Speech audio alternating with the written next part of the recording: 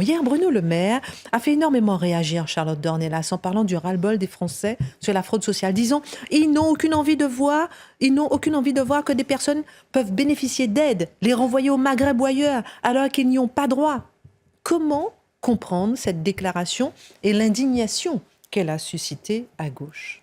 Alors, il est clair, Guillaume vient de nous parler de l'immigration, il est clair que là, le gouvernement, à pouvoir d'envoyer tous les ministres, doivent aller parler de tous les sujets possibles, sauf la réforme des retraites, qui n'existe plus dans le discours du gouvernement. Voilà, et ils sont les seuls peut-être dans le pays, mais ils sont clairement passés à autre chose. Et c'est la volonté affichée, parce qu'en l'occurrence, Bruno Le Maire est venu nous en parler, Gabriel Attal lui-même en a parlé, et il avait déjà dit, avant qu'on parle de la réforme des retraites, qu'il travaillait sur ce sujet des fraudes fiscales et sociales et qu'il avait des propositions à faire. Il nous a rappelé ces jours-ci qu'il les ferait bientôt. Alors évidemment, ce sujet-là, de la même manière que l'immigration, il fait peut-être beaucoup hurler dans certains milieux, notamment dans les milieux qu'on appelle ceux des élites, mais il est beaucoup plus consensuel dans la population. Donc ce gouvernement n'est pas fou. S'il revient sur le terrain avec la question de l'immigration, avec la question de la fraude de manière générale, c'est parce qu'il sait, notamment auprès des actifs qui sont les plus hostiles à la réforme des retraites, que ce sujet est quand même assez consensuel dans la population. Alors en revanche, il a fait hurler la gauche, ça c'est sûr. On a eu 3 sortes de hurlements, qu'on connaît un peu par cœur, mais qui quand même sont toujours intéressants. Un, on nous a dit c'est une diversion. Alors oui, non, oui, c'est un peu une diversion par rapport... En fait, tout est diversion quand la personne d'en face ne parle pas de ce dont vous voulez vous parler. Donc oui, c'est une diversion pour tous les gens qui voudraient continuer le débat sur la réforme des retraites. Et d'un autre côté, si on se place du point de vue du gouvernement, ils n'ont pas le choix que de parler d'autre chose. Donc bon, voilà, cet argument-là, c'est un argument très utilisé en politique. Il n'est pas faux, mais bon, il ne fait pas avancer le schmilblick non plus. C'est pas vraiment un argument de fond. Ensuite, on a eu l'accusation en racisme, en division et en xénophobie. Évidemment, parce que c'est la phrase l'argent renvoyé au Maghreb, c'est le mot Maghreb qui en fait a fait disjoncter tous les gens qui écoutaient Bruno Le Maire. C'est d'ailleurs probablement pour ça qu'il a été prononcé par Bruno Le Maire. Et alors j'ai pris le tweet de Jean-Luc Mélenchon parce qu'il y a eu beaucoup de réactions assez diverses, mais Jean-Luc Mélenchon me semblait très représentatif. Jean-Luc Mélenchon, on lui parle de la fraude sociale éventuelle de certaines personnes qui sont donc des fraudeurs et qui éventuellement renverraient leur argent au Maghreb ou ailleurs. Et Jean-Luc Mélenchon réagit. Chers compatriotes musulmans ou originaires comme moi du Maghreb, préparez-vous. Pour faire diversion, le gouvernement annonce par la voix de Bruno Le Maire une nouvelle campagne pour vous montrer du doigt sans froid. Alors, Jean-Luc Mélenchon, il a toujours le même genre de réaction. C'est-à-dire que quand on parle de la délinquance qui existe en particulier dans certains quartiers, notamment dans les banlieues, Jean-Luc Mélenchon, on a l'impression qu'il ne finit par considérer la banlieue que comme habitée par des délinquants. Donc la banlieue, le vrai problème de la banlieue, c'est que les gens ont peur de la police. Alors, objection, il y a énormément de gens en banlieue qui ne supportent plus la présence des délinquants et qui rêveraient précisément d'avoir la police. Mais lui, Jean-Luc Mélenchon, il nous dit, en banlieue, les gens ont un problème avec la police. Non, les délinquants ont un problème avec la police. L'immense majorité des délinquants a un gros problème avec la police, en effet. Mais c'est lui qui réduit sa manière de voir les choses, notamment dans ces quartiers-là, et qui essentialise en ne parlant que de cette question-là. Eh bien là, Jean-Luc Mélenchon réagit exactement de la même manière. Quand on vise, parce qu'on peut discuter, moi je serais assez prête à dire avec Mathilde Panot, ça ne m'arrivera pas souvent, que la ficelle est un peu grosse dans la déclaration de Bruno Le Maire. On y reviendra. Il dit ça, évidemment, pour attirer l'attention d'une partie des Français. C'est parfaitement vrai. Simplement, quand on vise la fraude, que l'argent soit envoyé au Maghreb ou ailleurs, on ne vise pas les compatriotes musulmans, on vise les fraudeurs. On vise les fraudeurs. Et parmi les fraudeurs, certains renvoient de l'argent au Maghreb, très bien. Mais en l'occurrence, les compatriotes musulmans, il y en a beaucoup, et Jean-Luc Mélenchon devrait s'en rendre compte, qui payent des impôts, qui sont actifs et qui probablement n'en peuvent plus de la fraude non plus, comme tout le reste des Français en réalité, puisque les compatriotes musulmans, s'ils sont compatriotes, ils sont d'abord français. Donc Jean-Luc Mélenchon ne peut pas à la fois dire « vous les voyez toujours différemment » et en même temps les voir, lui, systématiquement différemment, et si possible les réduire à ce qu'il y a là en l'occurrence, de fraudeurs parmi cette population. Donc évidemment, l'accusation en racisme est pénible parce qu'elle est systématique. Et là, en l'occurrence, la question est beaucoup plus la fraude que la question du Maghreb. Et ensuite, la troisième question, dont nous parle aussi, la troisième accusation, troisième indignation, dont nous parle aussi Jean-Luc Mélenchon, c'est vous divisez le pays. Et le vrai sujet, de toute façon, c'est la fraude fiscale. Alors bon, si on divise le pays en parlant de la fraude sociale, probablement on divise aussi le pays en parlant de la fraude fiscale, si je me mets dans leur cerveau. Mais c'est pas grave. Donc dans un sens, parce que diviser le pays dans un sens ça marche, mais dans l'autre sens ça marche plus. Bon, très bien.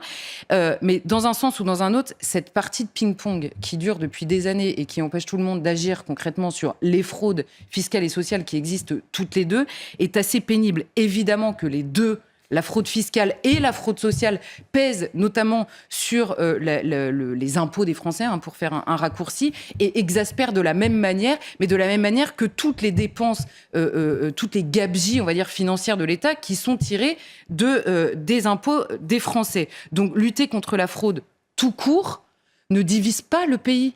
Elle l'unit, sauf peut-être si on considère les fraudeurs. Alors c'est sûr, ça divise le pays contre les fraudeurs, mais ça, à la limite, c'est quand même le rôle du politique que d'éviter qu'il y ait des fraudeurs. Donc vous voyez, ces trois arguments sont assez connus, ils sont assez répétitifs, mais ils ne répondent pas à la seule vraie question qui devrait être posée, même par les oppositions, par rapport à ce que dit Bruno Le Maire, à savoir, est-ce qu'il existe ou non un problème de fraude sociale? Est-ce qu'il existe ou non un problème de fraude fiscale? Et est-ce que l'évocation du Maroc a un sens dans cette phrase? C'est la seule question. Ils pourraient poser des arguments sur ces questions-là, ils ne le font pas. Alors justement, pourquoi est-ce que Bruno Le Maire évoque le Maghreb? Et est-ce qu'on ne peut pas s'accorder à dire quand même que malgré tout, c'est une manière étrange, peut-être, d'aborder le sujet? La ficelle, en fait, c'est dans la réduction que Bruno Le Maire fait, parce qu'il sait qu'en évoquant simplement le Maghreb ou ailleurs, dit-il, il y a beaucoup de gens qui comprennent ce qu'il veut dire. Pourquoi ? Parce que la question de l'immigration pèse en partie sur la question de la fraude sociale, puisque c'est celle-là qu'il évoque, et que nous avons un lien particulier dans notre immigration avec le Maghreb. Voilà la réduction que Bruno Le Maire fait. Il n'évoque pas l'immigration, il n'évoque pas tous les pays d'origine dans lesquels repartent une partie de ces aides, et il dit le Maghreb, et vous avez tous compris qu'en fait, je voulais parler du poids de l'immigration sur la fraude sociale.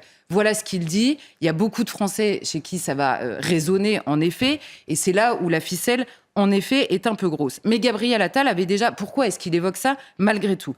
Gabriel Attal avait déjà annoncé qu'à partir du 1er juillet, il sera impossible de verser une allocation, quelle qu'elle soit, sur un compte à l'étranger, hors Union européenne. Apparemment, c'est plus l'étranger, l'Union européenne. Bon. Donc, il sera impossible de le faire. Pourquoi ? Parce que ces allocations ne sont versées qu'à des gens qui sont censés résider en France. Donc, on se dit, si les comptes sont à l'étranger, c'est déjà peut-être une manière de restreindre cet argent qui sort et qui ne devrait pas sortir. C'était déjà une information pour beaucoup, d'ailleurs. C'était déjà une information pour beaucoup, évidemment.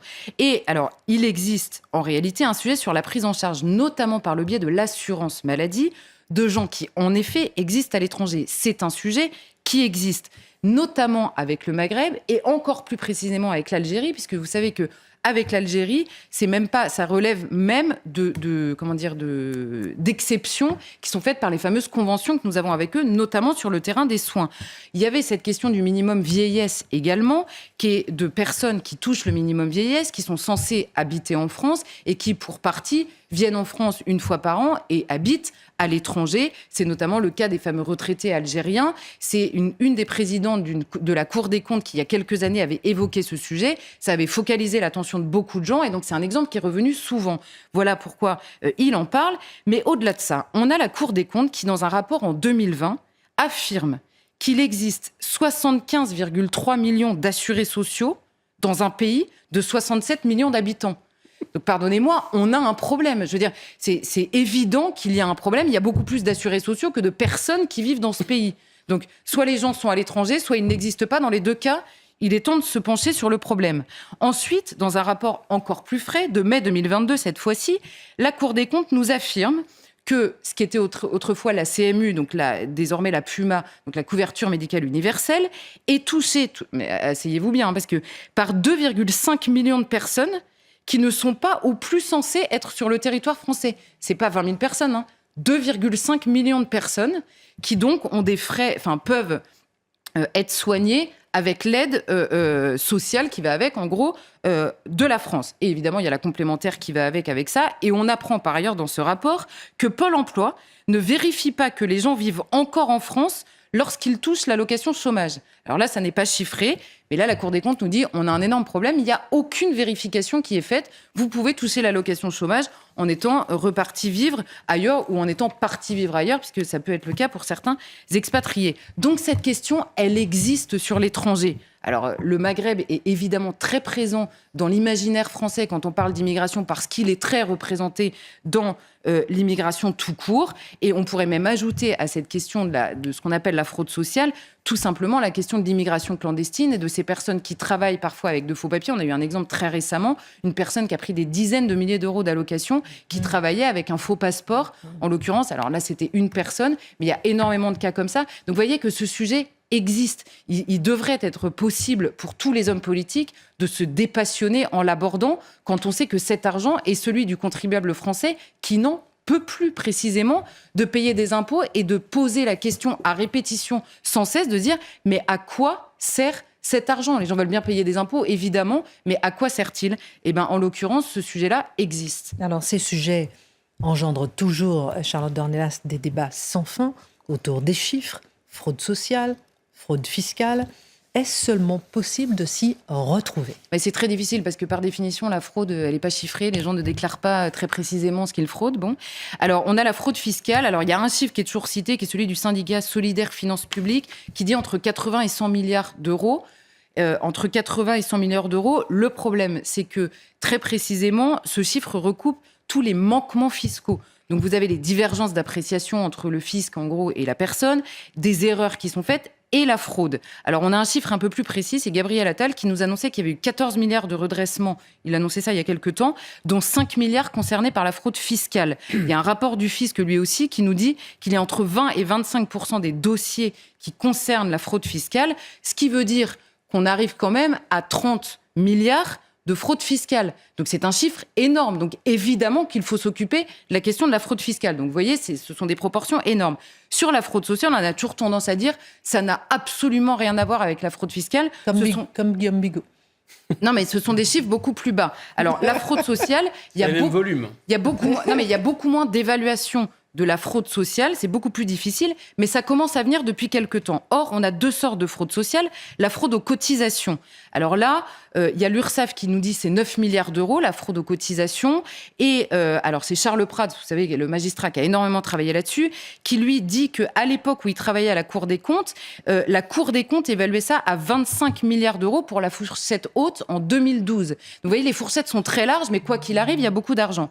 Et ensuite, il y a la fraude aux prestations sociales cette fois-ci. Alors là, les évaluations existent encore moins, puisque vous savez, quand on parle des fraudes aux prestations, c'est là où on nous dit vous voulez attaquer les pauvres comme si les pauvres étaient des fraudeurs. Non, les pauvres ne sont pas des fraudeurs. Par contre, il existe des fraudeurs parmi les riches, il existe des fraudeurs parmi les pauvres. Voilà, c'est deux choses assez différentes.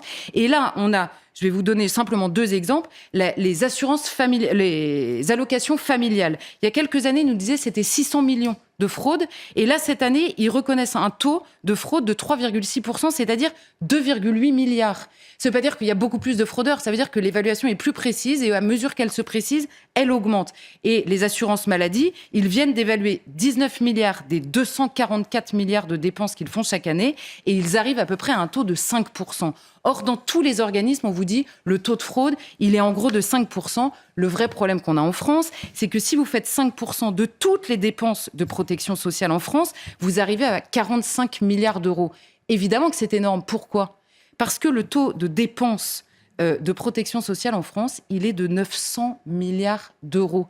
Donc même à 5% de fraude, ça veut dire qu'il y a une petite minorité de fraudeurs, évidemment, mais ça fait tout de suite des sommes énormes. Et donc c'est là où on a envie de dire à Bruno Le Maire, le montant de la fraude est énorme parce que les dépenses le sont et que c'est peut-être là qu'il faudrait mettre son nez. Parce que les Français, quand ils disent qu'ils n'en peuvent plus de payer des impôts et de ne pas comprendre, ils recouvrent beaucoup plus de choses que la seule fraude. Il y a le fonctionnement de l'État, la fraude évidemment, et c'est un sujet auquel il faut s'attaquer, les prestations sociales tout court et leur mode d'attribution. Donc c'est évidemment un dossier beaucoup plus large que la simple phrase que Bruno Le Maire a dite pour faire réagir beaucoup de Français, à raison en l'occurrence, mais c'est un peu court, jeune homme, je dirais.